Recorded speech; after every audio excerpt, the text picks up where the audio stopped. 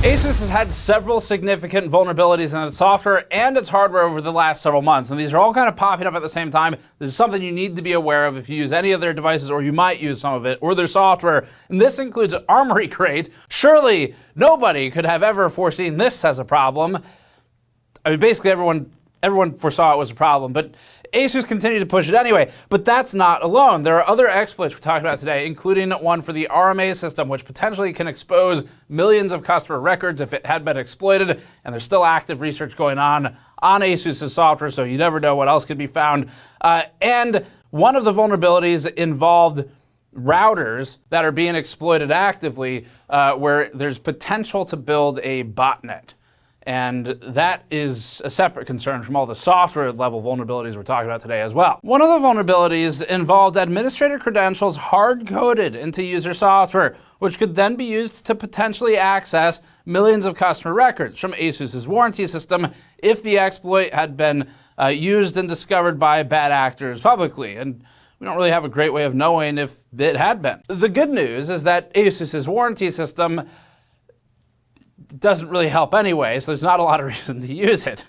The bad news is the people who did try to use it could be at risk. And just to be clear, a different kind of risk than the general anxiety that ASUS will put you through in order to get help. Now, if you've ever taken a beginner computer science class, you've probably heard of the term code smell, or the idea that you can see or smell something in the code that indicates there may be a deeper problem without actually having to see the deeper problem. And ASUS's code smells pretty bad. That's the kind of feeling we got when we boot up a fresh system that's brand new and has never been connected to the internet and immediately gets pop-ups from ASUS asking if we'd like to download Armoury Crate, complete with logo. And just as a reminder, that's the part that's not the malware. That's the part that's supposed to be the software that's you're supposed to use. But the fact that there's space carved out in the motherboard, and this has been true for years now on ASUS devices, and we've been complaining about it for years, every time we have to deal with this, where there is space that is designed to host ASUS utilities that can survive a reformat, it can be activated without internet connectivity. You don't have to be any kind of security expert, and we aren't at GN, to know that there's something gross and disturbing about this level of sort of subsurface vulnerability beneath your OS. And ASUS's continued push here has led to some of its competitors doing the same. This is a practice we think needs to stop. Probably won't stop, but it's a practice that should stop. We are rounding up today some of the vulnerabilities that have come out over the past several months. These include vulnerabilities for DriverHub, which is ASUS utility, Armoury Crate, an active exploit for ASUS's routers. So there's kind of a distinction between some of these things security researchers found and they've reported and have theoretically been closed and hopefully haven't been exploited in secret in between. Others are being actively exploited, like the router issue, and that's something that was in the news recently. But we're going to summarize ASUS's security issues for 2025 so far. And also take a moment to say to ASUS, we and pretty much every other enthusiast told you so about the Armoury Crate thing. Before that, this video is brought to you by the Thermaltake TR100 Portable Mini ITX case. The TR100 case has a mesh ventilated front panel, heavily perforated side and top panels, and claims to support up to 280mm liquid coolers and large GPUs up to 360mm long and 70mm thick. It even has an optional suitcase with cutouts for the system, a mouse, keyboard, and monitor for transport. The Thermaltake TR100 Mini ITX case targets portable, smaller form factor PC building while maintaining compatibility for relatively large components. Learn more at the link in the description below. So the important part up front, there are four main vectors that we're talking about today. These include things that have been exploited, and they include things that maybe haven't been exploited, but were found by researchers, reported to ASUS, and have been, at this point when this video is going up, already closed. The affected software and hardware includes ASUS DriverHub, MyASUS, ASUS Armoury Crate, and ASUS routers with an active exploit slowly building a botnet or honeypots or something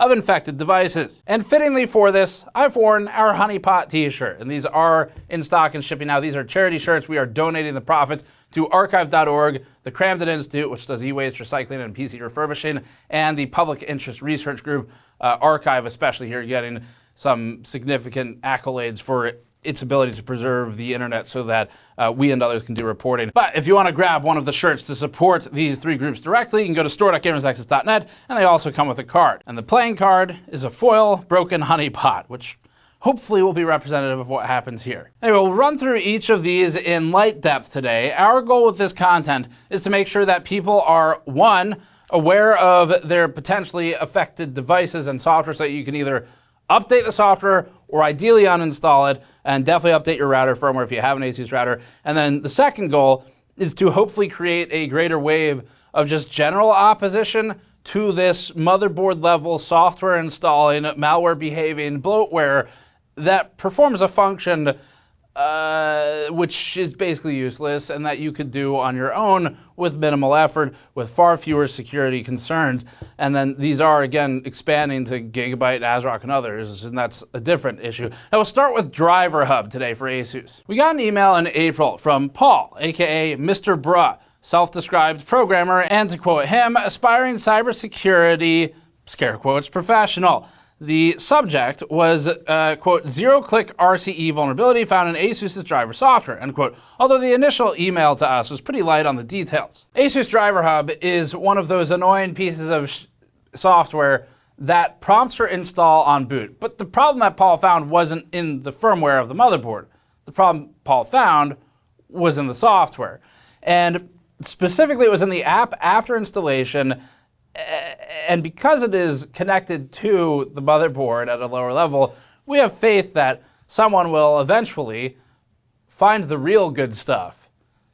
It's in there somewhere. Just keep looking.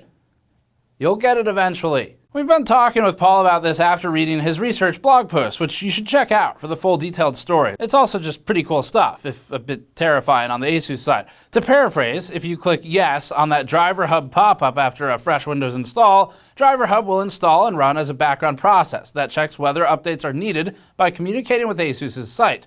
It does this by hosting a local service, quote, which a website or service can connect to by sending an API request to 127.0.0.1 on a predefined port, end quote. The website or service in question is driverhub.asus.com. So hopefully ASUS doesn't let that domain lapse anytime soon. At least that much is unlikely. But there's another problem. Paul found that DriverHub only checks that the URL contains driverhub.asus.com. Contains, not is. So feasibly, you could point it to driverhub.asus.com .ASUS Armoury Crate, here's some malware on the side.com. This part at least was reported separately to ASUS by another security researcher, Leon JZA, in addition to Paul. Leon JZA is the sole credit in the related CVEs page. Using a URL containing the DriverHub link allowed Paul to access 6 functions, and those included initialize, device info, reboot, log, install app, and update app. Some of those are privacy concerns, and giving a random website the ability to instantly reboot your PC could be a pretty annoying bug. But update app was the function that Paul targeted. He found that using this function, he could download and permanently store any arbitrary file. Executable files would then automatically run as admin as long as they had a signature from ASUS. Now, we're not security researchers or security experts in any capacity at GN, but Paul's blog does a really good job of spelling out what this means in plain text that anyone can understand. It indicates that this potentially opens the path for a timing attack, where a signed executable is swapped for an unsigned one between the signature validation and the actual execution, according to Paul on his research blog. But it turns out there was a much easier path even than this. ASUS, like several other companies, packages its drivers with an auto-installer, ASUS By running ASUS with the silent install flag, it runs whatever executable is specified in the silent install run property in ASUS This meant that he could do any of the following to any system running DriverHub. For example, and per the blog post, the user visits driverhub.asus.com.malware.com. First, update app request downloads for malware.exe. Second update app request downloads a custom ASUS setup.ini with silent install run equals malware.exe. Third, update app request, downloads and runs legitimate ASUS setup.exe as admin, which in turn runs malware.exe as admin. Now, Paul clearly put work into decompiling the code and researching for this vulnerability and testing for it and building proofs of concept. In terms of actually abusing it though, which could be done by an attacker that became aware of this before it was closed, it doesn't seem like it required much more than the ability to host a website and build whatever the malware package is, or buy it, or there's even affiliate networks where you can get commissions for getting malware distributed, and then tweaking .ini files, which at least that part is something that most of the people in our audience probably have done at one point or another for playing video games. Now, despite this, and the fact that this was just sort of out there, Paul's opinion is that it is unlikely this particular exploit was being actively used. So a little bit of a sigh of relief for that, if that is true. As of May 9th, a fix to DriverHub has been deployed, so you need to either update it or uninstall. We'd recommend uninstalling it, because anywhere you don't need software, you should just get rid of it. Drivers is something that's pretty easy to do. It's a good skill to have if you don't have it. Most people in our audience should. And also, these apps, as they age, you never know what kind of vulnerability will be found in the future, just like this one, where if you don't hear about it and there's some kind of important critical security update, it now just becomes a permanent liability on the system until it is updated. But this isn't the only one today, and we're going to get into some of the others, including some which have not been fully resolved yet, or at least they don't seem to be, based on the research that's out there now. Now, as far as kind of the business and security researcher side of things, Paul's first email indicated that ASUS has a lack of incentives for penetration testers. We don't really know the norms or the conventions for that world, what is an acceptable bug bounty, how it should be handled. That's not our area, so we can't speak to that, and we don't feel qualified to talk about what bug bounties should be offered and when or if they should be offered. What we can speak to, though, is the more obvious, which is, for whatever it's worth, ASUS's standard practice, at least based on the experience of a couple of researchers whose work we've looked at, of a thank you email and a contextless credit at the bottom of its security advisory page does seem a little underwhelming. Like, in the very least, pay or no pay, the thing that just seems the easiest to understand is, like, assigning the vulnerability to the person. That much seems like a good idea. At least then a user could go look up further information on it. But anyway, next up is AyySSHush, which is an excellent name, and potentially an even dumber vector by ASUS that could have been used to gain access to, for example, millions of customer records if used. Despite the lack of reward for the DriverHub issue, or maybe because of it, Paul went on to dig up more ASUS problems. This is his second of two in this video, and then the other two are from other groups. This time the flaw was in the ASUS RMA system. This also affects users with an ASUS account, so especially because it heavily encourages or requires the use of services like MyASUS and the ROG forums. And we also got a quote from Paul, the researcher on one of these issues, and he said this, quote, "Although this likely affects those who have done RMAs and had to fill in their details as part of that, it can affect anyone with an ASUS account. For example, MyASUS prompts you to make an ASUS account when it first opens, although there's a button in the corner to skip the process, presumably with limited features. Also, the ROG forums require you to log in using your ASUS account and automatically logs you in if you're already logged into ASUS.com. Although a default ASUS account may only have the date of birth being the only sensitive field that's required to be filled in, the other fields may have a number of people still filling in those fields, phone or addresses, not knowing any better," end quote. So the RMA system from ASUS, it's like the gift that keeps on giving. As long as you're using the German word for gift, which means poison.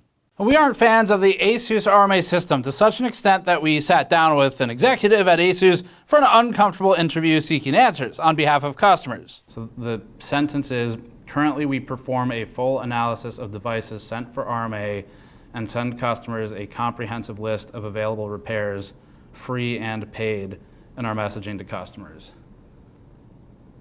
Is that a lie? But that was about customers not getting help. This is a new problem entirely, and for the record, ASUS after that, at least briefly in a window after we ran the video, it did help a lot of viewers who had specific problems. But unfortunately, we still get emails daily now, especially now that we're over a year out from that, where people are still talking about how they're getting screwed over for warranty claims, and we'll probably reopen that investigation eventually. We're not sure the timing, and we're not going to disclose it because ASUS can find out when it finds out. But this is about its software instead. So back to that. With the MyASUS software, Paul found files containing hard-coded credentials with, quote, administrator-level unrestricted permissions that could be abused to access the information of any ASUS account, end quote. RMA tickets themselves may not be particularly interesting, but the associated information, according to Paul, quote, includes people's full names, date of birth, phone numbers, and full addresses, end quote. Given that we've personally used ASUS's RMA system multiple times, although we use bogus information to alias ourselves so they can't find out it's us, we don't feel great about that because there's a lot of information that it has. It appears that older RMA tickets may cycle out of the system, but it's unclear. But Paul needed a ticket to do some probing, and for ethical and legal reasons alike, he was kind of limited on what he could do for testing, for research. So the issue is mostly, in theory, closed at this point. However, Paul is continuing his research, and he has more that we can't discuss, and he is not ready to disclose at this time, but he's still researching. What I can say is that we've coordinated with Paul, the security researcher here, to give permission and to give our prior serial number and RMA ticket information so that he can use that to do some poking at the system. The difference or the limitation there being that it's over a year old at this point, and so he could probably use something a little fresher. And if you want to consent to giving a security researcher your RMA number and your serial number for the device, then we can coordinate with you on the thread and do some probing further. You can email team@gamersnexus.net. We'll talk about what that actually means and things like that. Clearly, though, this investigation required cleverness and skill on Paul's part. But as with the DriverHub issue, the actual exploitation seemed alarmingly simple. He used ChatGPT to help decrypt the credentials, for example. And after decryption, he mostly just had to interact with the system like a legitimate user. For bonus points, ASUS's mail system apparently flagged and blocked his reports every time he tried to submit proof of concept code, both for this and the DriverHub incident. Now, according to Paul's write-up, the issue was patched as of May 12th, but ASUS asked him to test their fix and to allow them to preview his blog post before publishing, and there is a technical word for asking an expert to provide testing of a bug for private, unpublished, commercial use, and to also preview the post before publishing it. And the word is, well, hope you understand it. It's not cool. That's the phrase for what happened there. It was not cool. He already disclosed it for free, and they want him to test the fix too. They might as well ask him to just write the fix. Like, hey, thanks for finding it. Quick question. Would you mind rewriting our software?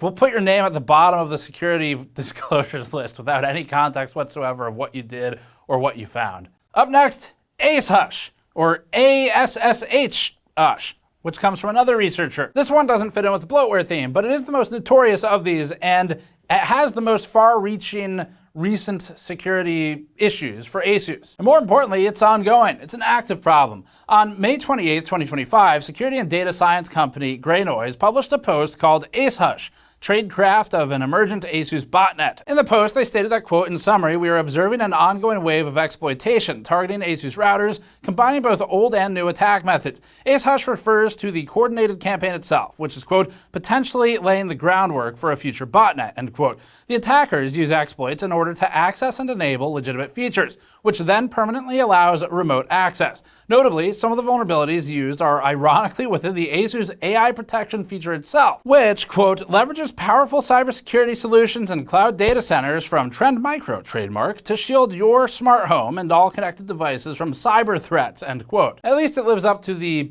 artificially intelligent part of its name. Grey Noise pointed out that, quote, the backdoor is stored in non-volatile memory, NVRAM, and is therefore not removed during firmware upgrades or reboots, end quote, and no malware is actually installed. Our understanding is that it is impossible to use firmware patches to fix already compromised routers, and prevention instead relies on users updating firmware proactively before an attack ever happens. And there are firmware updates that are out and that are continuing to roll out. Census has published a live tracker for monitoring ASUS routers with port 53282 open, and you can even see how many dozens of them there are in the US, for example. This is a telltale sign of having been exploited. Based on their observations, the number of devices has grown and shrunk rapidly at various points, with the drops potentially due to increased public attention or changing tactics. Perhaps more insidious is that the goal and the identity of the attacker exploiting this remains unknown. There's an overlap between a command and control IP address from the broader vicious trap exploitation campaign, though.